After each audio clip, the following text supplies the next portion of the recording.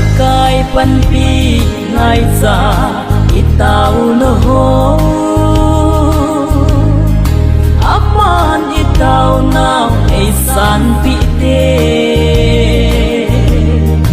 pakai thang va u te amin thing su choi a sing di so pi le hin ko a ipi na ge ko em yen vang hostel kalung